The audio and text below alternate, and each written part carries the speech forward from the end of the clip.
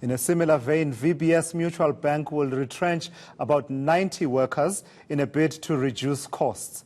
The move comes after claims that nearly 2 billion rand was looted from the bank. A recent report implicated various public officials in the looting. The Progressive Professionals Forum says the bank should not be closed and instead there should be a strategy to save it.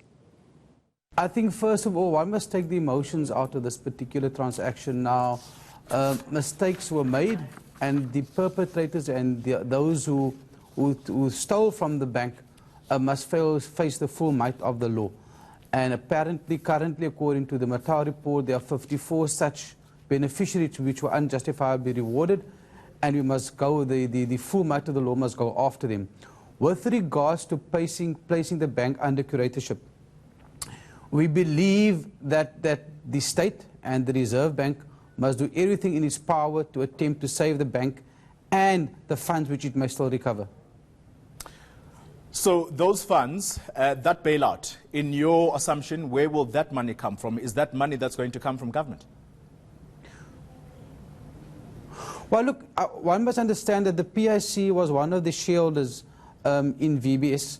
And the beneficiaries of the PIC, which are government workers, probably have a defined benefits agreement with the pension fund, which means that when that particular government employee retires when he is 60, 65, then he will expect a particular return which was promised to him.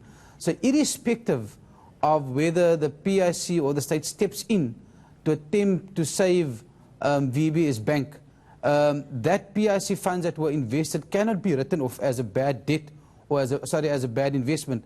That money will have to be repaid to the pensioners. So the state might as well step in now and attempt to save the bank, but in the process also appoint duly qualified and of course honest professionals, black professionals, to run, manage and turn around VBS. I'm glad you use in your last words there, black professionals, because it's those very same black professionals who've done the pillaging that we are seeing today. Isn't that an indictment, particularly on the organization that you represent? No, you see, this is where we take umbrage to this particular question. When Steinhoff has gone through probably one of the largest cash heists in the history of the country. We don't speak about Afrikaner-owned Steinhoff. When there was the 2010 World Cup construction collusion, we didn't speak about English-owned WBHO, we spoke about WBHO. And so we can go on to Region Bank. Leeuwenstein, who was found guilty in 2013 for looting Region Bank. Jewish CEO, we don't speak about the Jewish CEO of the bank. So I think we must leave race classifications out of the guilty parties. They must be found guilty. The full might of the law must go out against them. Mr. Wicomb, I'm sorry to interrupt you. Yes. You were the one who specifically said people who are qualified, and specifically black professionals who are qualified to run that bank. You were the one who brought up the race classification in this conversation, did you not? No. And yes, and we will always do that. I mean, as the PPF and as a country, we will always promote black professionals and black entrepreneurs. And I'm saying to you that it's those same black professionals who looted the bank. No, you cannot be saying that. You cannot now identify all black professionals as being corrupt and as being thieves.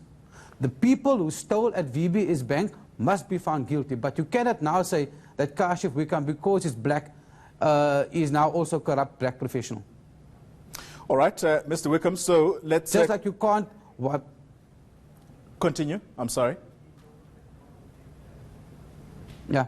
No, just like we can't keep all Afrikaners accountable for what has happened at Steinhoff.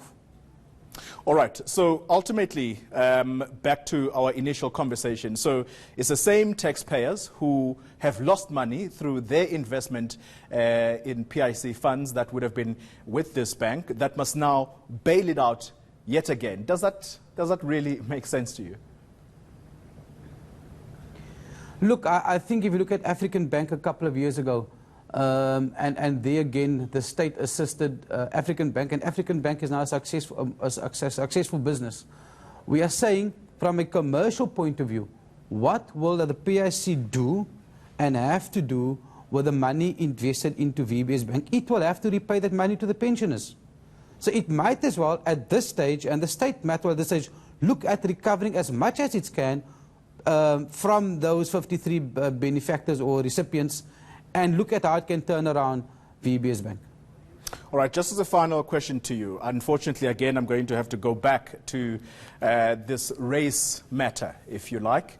How do black professionals rehabilitate their image after a spectacular collapse of a bank that was essentially run by black professionals?